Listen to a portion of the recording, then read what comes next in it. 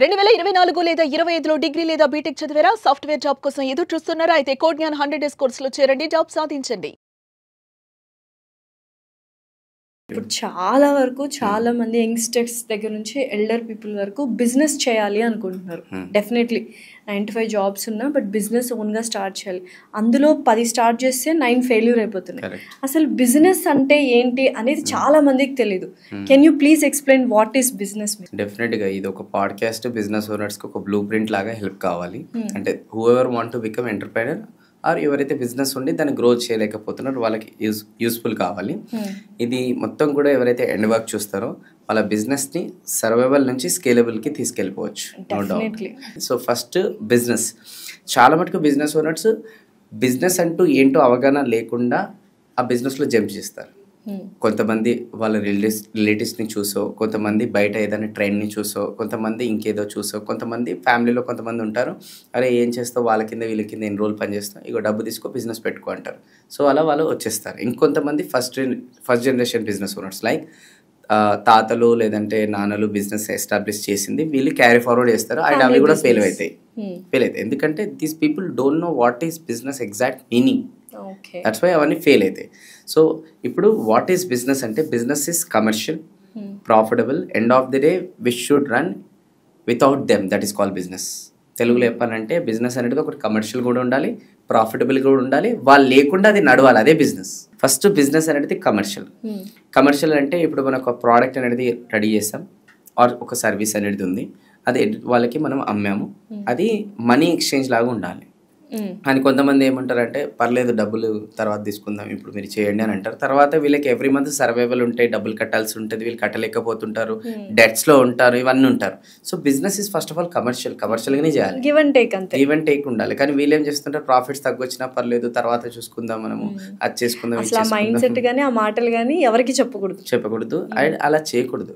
Commercial means commercial, business అంటేనే commercial అది. Okay, and commercial కూడా ఎందుకు ఉండాలి, నేను నమ్ముకొని టీం ఉంటారు, నేను నమ్ముకొని సో మెనీ థింగ్స్ ఉంటాయి, ఫ్యామిలీ ఉంటాయి, అందుకోసం నువ్వు కమర్షియల్గా ఉండాలి.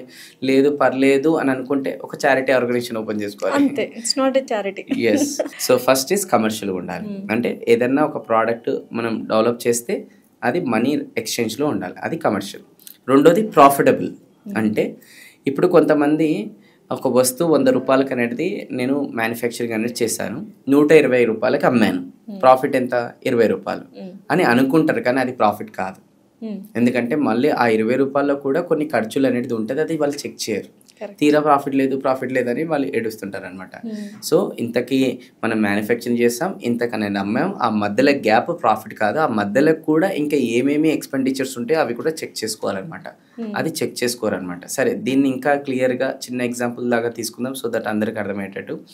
ఒక ఏరియా ఉంది, సో ఆ ఏరియాలో చాలామంది జనాలు ఒక కిలోమీటర్ నుంచి వెళ్ళి ఇంకో కిలోమీటర్స్కి వెళ్ళి, అంటే ఒక ప్లేస్ నుంచి ఇంకో ప్లేస్కి వెళ్ళి వెజిటేబుల్స్ కొంటున్నారు అనమాట. సో అది ఒక 5 కిలోమీటర్స్ అనుకుందాం. సో అక్కడ ఎవరు అమ్మే వాళ్ళు లేరు, అందుకోసం అంత దూరం వెళ్ళి కొంటున్నారు. సో ఇది ఒక ప్రాబ్లం, ఒక పర్సన్ని ఐడెంటిఫై చేసి అరే వీళ్ళు అక్కడ దూరం వరకు వెళ్ళి కొంటున్నారు కదా, అదేదే నేనే అక్కడ బల్క్లో కొనేసి వీళ్ళకి అమ్మేస్తే టైం సేవ్ అవుతుంది కదా అని చెప్పేసి ఆ పర్సన్ ఏం చేసిండు, ఒక వెజిటేబుల్స్ కొనుక్కొని బల్క్లో వీళ్ళకి అమ్ముతున్నాడు. ఇది కమర్షియల్గా అమ్ముతున్నాడు ఫస్ట్ ఆఫ్ ఆల్, ఇది క్లియర్. రెండోది ఏంటంటే ప్రాఫిటబుల్. అంటే అక్కడ అతను కిలో టమాటాలు ఒక 20 రూపీస్ అనేది తీసుకొని వచ్చి ఇక్కడ అతను 22కో 23కో అమ్ముతున్నాడు అనమాట. 2 to 3 రూపీస్ కిలో టమాటాల మీద మార్జిన్ అని చెప్పేసి అమ్ముతున్నాడు. కాకపోతే అతను పెట్రోల్ అలౌన్స్ ఉంటుంది కదా, అది చెక్ చేస్తున్నాడు. గుడ్డిగా నేను 20 రూపాయలు కొంటున్నా, 23 రూపాయలకు అమ్ముకుంటున్నా, 3 రూపాయలు నా ప్రాఫిట్ అనుకుంటున్నాడు. కానీ పెట్రోల్ ఖర్చు చెక్ చేసుకోవాలి కదా, దట్ ఈస్ ప్రాఫిట్ చెక్ చేసుకోవడం అంటారు, అది ప్రాఫిటబుల్ లేదు. సో చాలా మంది బిజినెస్ ఈరోజు చేస్తున్నారు, ప్రాఫిట్స్ అనేది చూడలేకపోతున్నారు. అంటే అది ప్రాఫిటబుల్ ఉందా లేదా చెక్ చేసుకోవాలి. ఇప్పుడు దానికి ఇప్పుడు ఏం చేయాలి, ఇతను 20 రూపాయలకు కొంటే 25 రూపాయలకి అనేది అమ్మితే ఆ 2 రూపాయలు ఇతను ప్రాఫిట్, 3 రూపాయలు పెట్రోల్ ఖర్చు, అట్లా చెక్ చేసుకోవాలన్నమాట. సో బిజినెస్ ఓనర్స్ ఏం చేయాలంటే వాట్ ఎవర్ బిజినెస్ చేస్తున్నారో అలా ప్రాఫిట్ వస్తలేదంటే ప్రైస్ పెంచాలి, కానీ ఇది పెంచారు ఎందుకు, కాంపిటీటర్ అదే ప్రైస్ ఇస్తున్నాడు, నేను కూడా అదే ప్రైస్ ఇస్తున్నాను, ఇప్పుడు నేను ప్రైస్ పెంచితే పక్కన వాళ్ళ దగ్గర కొంటారు. సో అట్లాంటప్పుడు ప్రైస్ పెంచడం అనేది కష్టంగా ఫీల్ అవుతారు. సో దానికి సొల్యూషన్ ఏంటంటే ఒక బ్రాండ్ పొజిషనింగ్ అనేది పెంచినప్పుడు, ప్రైస్ పెంచినా కూడా జనాలు వచ్చి కొంటారు. ఒక బ్రాండ్ పొజిషనింగ్ అనేది పెంచినప్పుడు మీరు ప్రైస్ పెంచినా కూడా జనాలు వెళ్ళి కాంపిటేటర్ దగ్గరనే బ్రాండ్ ఎవరిదైతే ఉందో వాళ్ళ దగ్గర కొంటారు. So that is importance of branding. అందుకోసమే బ్రాండ్ అనేది పెంచాలి. ఇప్పుడు ఫర్ అన్ ఎగ్జాంపుల్ ఎలా పెంచాలి, అది ఎలా పెంచాలి నెక్స్ట్ మనం మాట్లాడుకుందాం. ఒక ప్లేస్ లో కాఫీ దొరుకుతుంది 20 రూపాయలు, ఇంకో ప్లేస్ లో కూడా కాఫీ దొరుకుతుంది 250 రూపాయలు or 300 rupees. Niloufer is the best example. Niloufer or Starbucks, anything. Okay, anything. So రెండు కూడా కాఫీ సేమ్ ఆర్ రెండు కూడా గ్లాసెస్ సేమ్, బట్ ఒక గ్లాస్ కి స్టిక్కర్ లేదు, ఒక గ్లాస్ కి స్టిక్కర్ ఉంది. Starbucks, that's brand. People won't buy product. జనాలు వాచ్ కొన్నారు, జనాలు డ్రెస్ కొన్నారు, జనాలు బ్రాండ్ కొంటారు. సో అందుకోసం బ్రాండ్ పొజిషనింగ్ చేసుకుంటే మనం ప్రైస్ పెంచవచ్చు, అప్పుడు ప్రాఫిటబుల్ ఉంటుంది. సో దానిపైన వర్క్ చేయాలి. ఇది రాత్రిలో పాసిబుల్ కాదు బ్రాండ్ అనేది, అది వర్క్ చేయాలి దానిపైన. సో నెక్స్ట్ కమర్షియల్ అయిపోయింది, ప్రాఫిటబుల్ అయిపోయింది. ఇప్పుడు అల్టిమేట్ గా ఏంది, వాళ్ళు లేకుండా కూడా నడవాలి. అంటే అతని ఇన్వాల్వ్మెంట్ లేకుండా నడవాలి. ఇప్పుడు ఇతనే వెజిటేబుల్ పర్సన్ తీసుకుందాం, అతను వెళ్తున్నాడు, కొంటున్నాడు, వస్తున్నాడు, అమ్ముతున్నాడు, 365 రోజులు ఇది చేస్తున్నాడు. ఫీవర్ వచ్చినా చేస్తున్నాడు, ఫంక్షన్కి వెళ్ళాలన్నా వెళ్ళకుండా ఇది చేస్తున్నాడు. అంటే అతని ఇన్వాల్వ్మెంట్ వాళ్ళ ద్వారానే నడుస్తుంది అనమాట. సో ఇంకో పర్సన్ వెళ్ళడానికి తీసుకురావడానికి ఒక పర్సన్ పెట్టుకొని ఇలా అమ్ముకుంటూ కూర్చుంటే టైం సేవ్ అవుతుంది కదా. రెండోది, వెళ్ళడానికి తీసుకురావడానికి ఒక పర్సన్, అమ్మడానికి ఒక పర్సన్ పెడితే అతను ఇంకా వేరే చేసుకోవచ్చు కదా. అంటే ఇక వేరే మార్కెట్లో వెళ్ళి చేసుకోవచ్చు కదా. టీమ్ బిల్డ్ చేసుకోవాలి, టీమ్ని బిల్డ్ చేయాలి. కానీ చాలా మంది టీం బిల్డ్ చేయరు. వాళ్ళు ఎంతసేపు వాళ్ళ మైండ్ సెట్ ఉంటే నన్ను చూసే కొంటారు, నా ముఖం చూసే అన్ని పనులు నేనే చేయాలి, నా ముఖం చూసే వస్తారు అని ఈ ఫీలింగ్ లో అనేది ఉంటారు. సో వాళ్ళు ఆలోచించాల్సింది ఏంటంటే వాట్ ఎవర్ వాళ్ళు బిజినెస్ చేస్తున్నారు కదా, ఆ బిజినెస్ లో ఆల్రెడీ టాప్ పొజిషన్ లో ఎవరైతే ఉన్నారు కదా వాళ్ళ ఇన్వాల్వ్మెంట్ తోనే నడుస్తుందా. వాళ్ళు ఇంకా కౌంటర్ల మీద కూర్చున్నాడు. ఈరోజు రిలయన్స్ అనేది మనం చూస్తున్నాం, అంబానీ వచ్చి కూర్చున్నాడు, వచ్చి మనం కొంటున్నాం కదా. ఎందుకంటే వాళ్ళు బ్రాండ్ బిల్డ్ చేసి టీమ్ సిస్టమ్స్ ని బిల్డ్ చేశారు. సో అందుకోసమే అది ఆటో పైలట్ లో నడుస్తుంది అనమాట.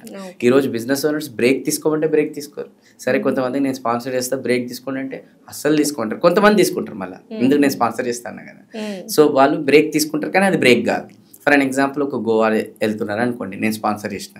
సో వాళ్ళు గోవాకి లగేజ్ అంతా ఎవ్రీథింగ్ ప్యాక్ చేసుకుంటున్నప్పుడు కూడా టీమ్ మెంబర్స్కి ఫోన్ చేసి చెప్తారు అనమాట, పలానా వ్యక్తి వస్తాడు, పేమెంట్ తీసుకోండి, నేను గోవాకి బ్రేక్కి వెళ్తున్నా అంటారు. తర్వాత వాళ్ళు ఎయిర్పోర్ట్కి వెళ్తున్నప్పుడు కూడా మళ్ళీ ఫోన్ చేస్తారు, తీసుకున్నారా పేమెంట్, ఇంకా రాలేదా, వస్తాడు ఆగండి, వచ్చినాక తీసుకోండి. ఫ్లైట్ ఎక్కేటప్పుడు కూడా ఇంకో 5 నిమిషాలు వస్తాడు, పేమెంట్ తీసుకొని మీరు పెట్టాలంట. అంతే. ఒక ఫ్లైట్ ఎక్కిన తర్వాత బిజినెస్ ఓనర్స్ ఎప్పుడైనా మనశ్శాంతిగా ఉన్నారంటే ఫ్లైట్ ఎక్కిన తర్వాత సిగ్నల్ ఉండదు.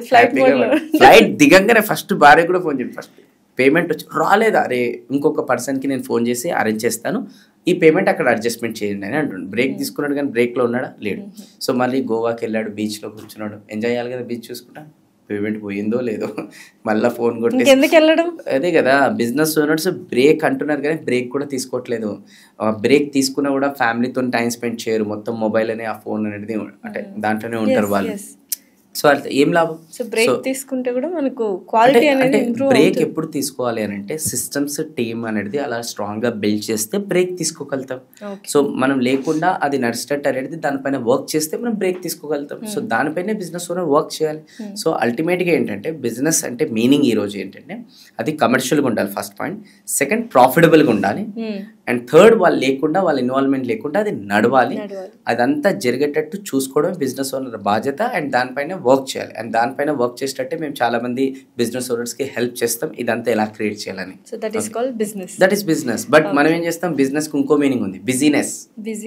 అంటే వాట్ ఈస్ అంటే వీఆర్ బిజీ, ఎప్పుడు చూడు బిజీ బిజీ బిజీ అంటారు. మళ్ళీ ఏం చేస్తున్నారంటే వాళ్ళ క్లారిటీ ఉండదు, మనకి క్లారిటీ ఉండదు. సో బిజీగా ఉండడం బిజినెస్ కాదు, బిజీ నుంచి ఫ్రీ అవ్వడం బిజినెస్. సో దానిపైన వర్క్ చేయాలి.